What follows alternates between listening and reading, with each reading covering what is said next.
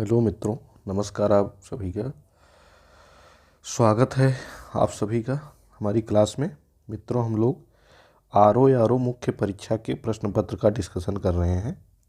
R O 2021 मुख्य परीक्षा का, ठीक है। इसमें विविध वाला पार्ट बचा था, तो वही हम लोग आज डिस्कस करेंगे। बाकी सब डिस्कस कर चुके हैं। तो विविध वाले पार्ट में देखिए, भारतीय अंतर्राष्ट्रीय व्यापार मेला 2021 के विषय में दिया गया है, ठीक है। तो ये क्वेश्चन अब आउटडेटेड है, करंट अफेयर्स का क्वेश्चन है, इसको देखने का कोई मतलब नहीं है। आप हमको इसके स्थान पे ये बताएंगे, भारत अंतर्राष्ट्रीय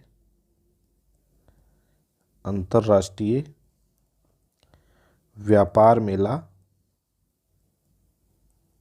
2022 और 2023 के बारे में, ठीक है। ये आप हमको कमेंट करके बताएंगे। अगला क्वेश्चन हम लोग देख लेते हैं। अगला क्वेश्चन देखिए, ऊर्जा क्षेत्र पर ब्याज भुगतान भार कम करने हेतु भारत सरकार ने कौन सी योजना प्रारंभ की है। तो देखिए, ये पता है, उदय योजना प्रारंभ की गई थी इसके लिए, ठीक है। ऊर्जा क्षेत्र पर भुगतान भार कम करने हेतु भारत सरकार ने उदय योजना प्रारंभ की है। किसी भी राज्य के स्वामित्व वाली बिजली वितरण कंपनियों के परिचालन और वित्तीय बदलाव के लिए भारत सरकार के तहत उदय योजना 15 नवंबर 2015 को शुरू की गई थी। तो इसकी डेट बड़ी इंपॉर्टेंट है, ठीक है। 15 नवंबर 2015 को योजना शुरू की गई थी। यह योजना सभी को सस्ती और सुलभ 24x7 बिजली, यानी हफ्ते के 7 दिन 24 घंटे बिजली प्रदान करने के उद्देश्य से शुरू की गई। उदय योजना का उद्देश्य है राजस्व पक्ष दक्षता के साथ साथ लागत पक्ष दक्षता का समाधान करना भी है, ठीक है। यानी इससे उचित राजस्व का भी प्राप्त हो और लोगों को इससे लाभ भी मिले, दोनों इस योजना का उद्देश्य है। योजना का पूरा नाम क्या है? उज्ज्वल डिस्कॉम इंश्योरेंस योजना, ठीक है। उज्ज्वल डिस्कॉम इंश्योरेंस योजना इसका पूरा नाम है। प्रधानमंत्री उज्ज्वला योजना पेट्रोलियम और प्राकृतिक गैस मंत्रालय की एक योजना है। यह योजना, उज्ज्वला योजना जो है, 4 मई 2016 को शुरू की गई थी, ठीक है। कहाँ से? उत्तर प्रदेश के बलिया जिले से, ठीक। चलिए अगला क्वेश्चन हम लोग देखते हैं। दिया गया दिसंबर 2021 में नीति आयोग द्वारा जारी राज्य स्वास्थ्य सूचकांक के चौथे संस्करण में निम्नलिखित राज्यों में किसने छोटे राज्यों की श्रेणी में सर्वश्रेष्ठ प्रदर्शन किया है, ठीक है। तो अब जो है आप हमको बताएंगे राज्य स्वास्थ्य सूचकांक 2022 के विषय में, कमेंट करके राज्य स्वास्थ्य सूचकांक 2022 के विषय में बताएंगे, ठीक है। देखिए, इन प्रश्नों को देखने से ये लग रहा है कि किस टाइप के प्रश्न या कहाँ से प्रश्न आर ओ में बनेंगे, ठीक है। तो ये क्वेश्चन इस हिसाब से बहुत इंपॉर्टेंट है, इसको आप लोग कमेंट करके हमको ज़रूर बताएंगे, ठीक।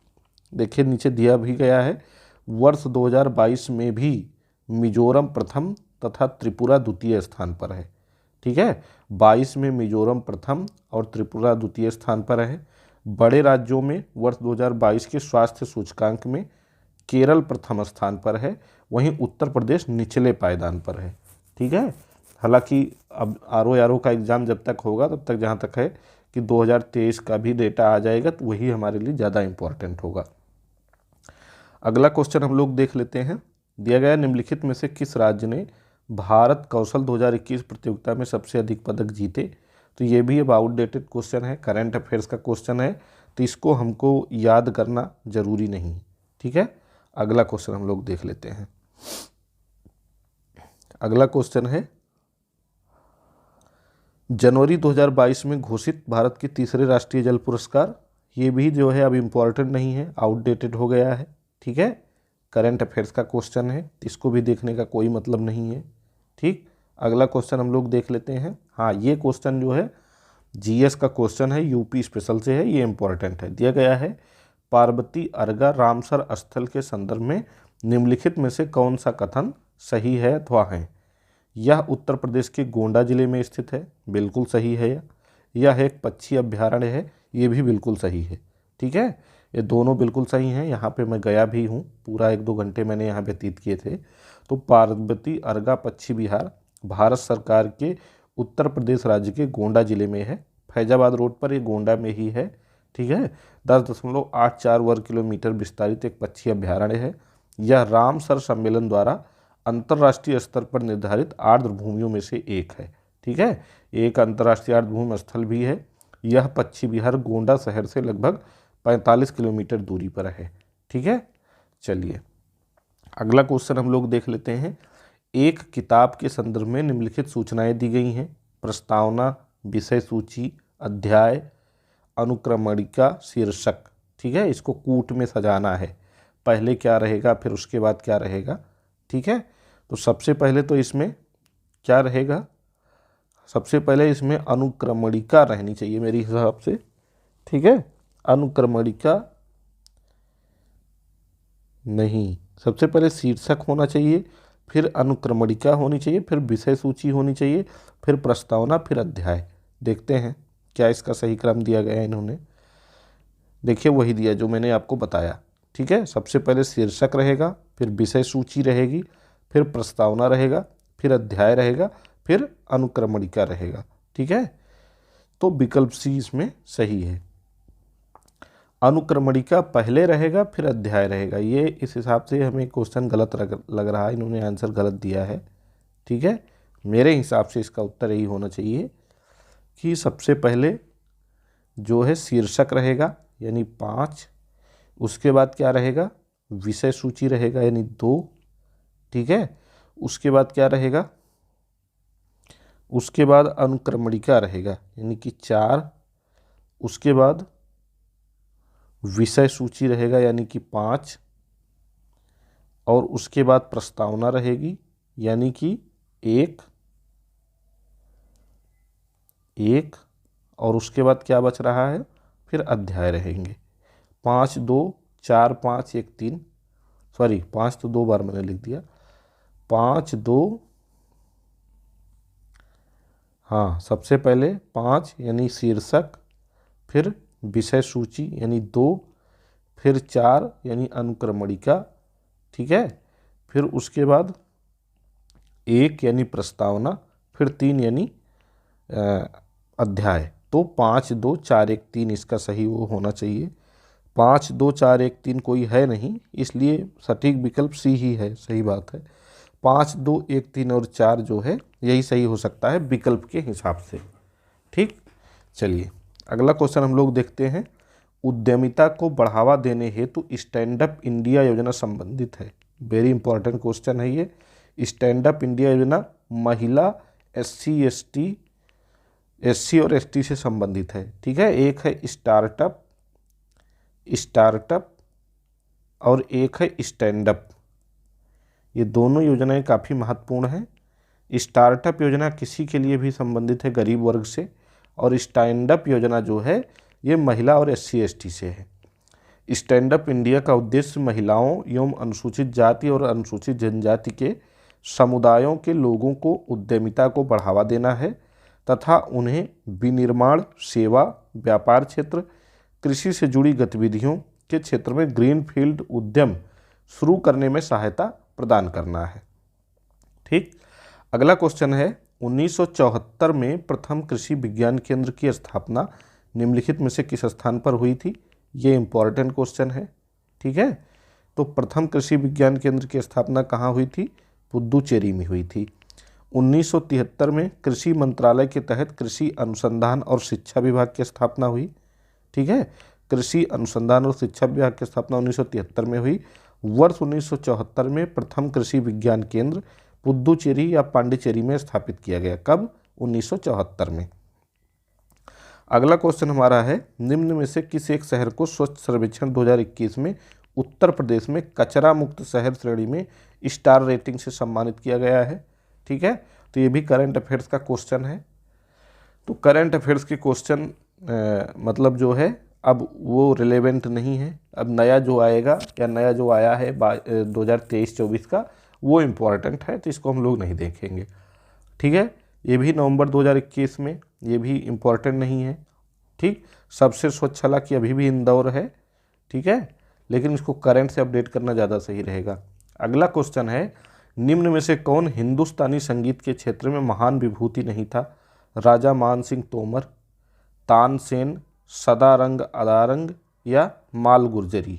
ठीक है, तो इसमें देखिए उत्तर डी दे रहा है। हिंदुस्तानी संगीत क्षेत्र में राजा मानसिंह तोमर, तानसेन, सदारंग अदारंग महान विभूति थे। ग्वालियर के राजा मानसिंह तोमर न केवल संगीत के राजसी आश्रयदाता थे अपितु स्वयं एक संगीतज्ञ थे। गायन की ध्रुपद विद्या को प्रचलित किया था। तो गायन की ध्रुपद विद्या से संबंधित थे राजा मानसिंह तोमर। ठीक है, बादशाह अकबर के दरबार में नवरत्नों में से एक तानसेन के विषय में किंवदंती है कि राग मल्हार गाने का वह वर्षा ले आते थे, यानी राग मल्हार जब गाते थे बारिश होने लगती थी। गायन की एक एयाल विधा के रचनाकार के रूप में सदारंग अदारंग का नाम महत्वपूर्ण है। ठीक है, राजा मान सिंह ने कुछ नवीन रागों की भी रचना की थी, जिसमें गुर्जरी, तोड़ी, माल गुर्जरी जैसे प्रमुख हैं। माल गुर्जरी एक नवीन राग थी, ना कि महान विभूति। ठीक, चलिए अगला क्वेश्चन है, निम्नलिखित में से कौन सा सही सुमेलित नहीं है? मक्का, नर मंजरी निकालना, मूंगफली खूंटी बनना, काबुली चना किल्ले निकालना, तंबाकू शीर्ष कर्तन। तो देखिए मक्का में नर मंजरी निकालना सही है, मूंगफली में खूंटी बनती है ये भी सही है, तंबाकू में शीर्ष कर्तन किया जाता है ये भी सही है। काबुल चना किल्ले निकालना नहीं होता, काबुल चना में मैग्नीज का भंडार तथा कापर पौष्टिक तत्व पाया जाता है। ठीक है, चलिए निम्नलिखित में से कौन मध्य पूर्व का हिस्सा नहीं है? जॉर्डन और इजराइल। ये टोटली मैपिंग से क्वेश्चन है। ठीक है, तो मैपिंग एक बार अच्छे से आप लोग देख लीजिए। मध्य पूर्व, दक्षिण पश्चिम एशिया, दक्षिण पूर्वी यूरोप और उत्तर पूर्वी अफ्रीका में विस्तारित क्षेत्र है। मध्य पूर्व में कौन कौन से देश आते हैं? ईरान आता है, इजराइल आता है, यमन आता है, कतर, कुवैत, लेबनान, ओमान, फिलिस्तीन, सऊदी अरब, सीरिया, टर्की, संयुक्त अरब अमीरात और साइप्रस आते हैं। ठीक है, तो इसको एक बार आप लोग अपने एटलस में ज़रूर देख लीजिएगा खोल के। अगला क्वेश्चन वेरी इंपॉर्टेंट है, ये यूपी स्पेशल में भी है और वैसे भी।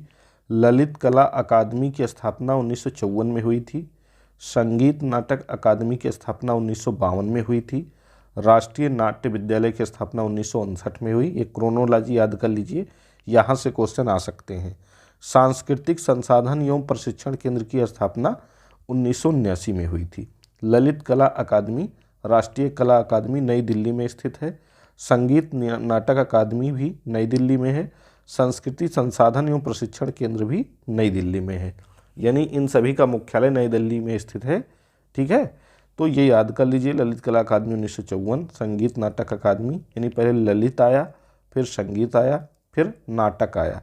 ठीक है, संगीत नाटक अकादमी पहले आया। संगीत नाटक अकादमी की स्थापना 1952 में, ललित कला अकादमी की स्थापना 1954 में, फिर राष्ट्रीय नाट्य विद्यालय की स्थापना 1959 में, संस्कृति संसाधन एवं प्रशिक्षण केंद्र की स्थापना 1979 में हुई। तो सबसे पहले संगीत नाटक अकादमी स्थापित किया गया था, इसको ध्यान रखिएगा। ठीक, संगीत नाटक अकादमी सबसे पहले स्थापित किया गया था। ठीक, और ये कहाँ स्थापित किया गया था? दिल्ली में और 1952 में। ठीक है, इसको ध्यान रखिएगा। ललित कला अकादमी 1954, ये दोनों बहुत इंपॉर्टेंट हैं। नाट्य विद्यालय 1959 और संस्कृति संसाधन एवं प्रशिक्षण केंद्र 1979। अगला क्वेश्चन हमारा है, न्यू साउथ वेल्स, ये सिडनी की राजधानी शहर है। ये सभी ऑस्ट्रेलिया के प्रांत हैं। क्वींसलैंड जो है इसका राजधानी शहर ब्रिस्बेन है। विक्टोरिया का राजधानी शहर मेलबर्न है। पश्चिमी ऑस्ट्रेलिया का राजधानी शहर पर्थ है। ठीक है, ऑस्ट्रेलिया में 6 राज्य और 2 मुख्य महाद्वीप प्रदेश हैं। ऑस्ट्रेलिया के प्रांत New South Wales, Queensland, South Australia, Tasmania, Victoria, Western Australia हैं। ठीक है, 6 राज्य और 2 मुख्य महाद्वीप प्रदेश हैं ऑस्ट्रेलिया में। ठीक, तो New South Wales Sydney, Queensland Brisbane, Victoria Melbourne और पश्चिमी ऑस्ट्रेलिया में पर्थ है। जो लोग क्रिकेट देख रहे होंगे या क्रिकेट जानते होंगे वो लोग इन शहरों से अच्छे से परिचित होंगे। अगला क्वेश्चन है, बाल्कस झील किन देशों में स्थित है? तो बाल्कस झील जो है कजाकिस्तान में स्थित है। बाल्कस झील कजाकिस्तान देशों में स्थित है। बैकाल झील, लदोगा झील, मोनेगा झील ये सभी कहाँ हैं? रूस में हैं। ठीक है। कैस्पियन सागर कजाकिस्तान, तुर्कमेनिस्तान, रूस, ईरान, अजरबैजान से संबंधित है। ठीक। अरब सागर उज्बेकिस्तान, कजाकिस्तान से संबंधित है। ठीक। तो दुनिया की जो प्रमुख झीलें हैं, प्रमुख सागर हैं, उनके चारों तरफ स्थित देश जो हैं उनको याद कर लीजिए। जैसे कैस्पियन सागर के स्थित देशों की ट्रिक है तारीक। ठीक है, ऐसे ही आप ट्रिक बना लीजिए। या जो काला सागर है उसके चारों तरफ जो स्थित देश हैं उनकी ट्रिक मैंने बनाई है, रूर GTB, रूर GTB। ठीक है। रसिया, यूक्रेन, रोमानिया, जॉर्जिया, और टी से कोई और देश है, एक याद नहीं आ रहा है, और बी से भी GTB, बी से बुल्गारिया है। ठीक है। टी से कौन सा देश है थोड़ा सा देखना पड़ेगा इसको। तो ऐसे ही अगर आप ट्रिक बना के प्रैक्टिस कर लेंगे तो एग्जाम में गलत नहीं होगा। चलिए अगला क्वेश्चन है, निम्नलिखित घटनाओं पर विचार करिए फिर उनको कालक्रम में व्यवस्थित करना है। प्रोजेक्ट हाथी की शुरुआत 1992 में हुई थी।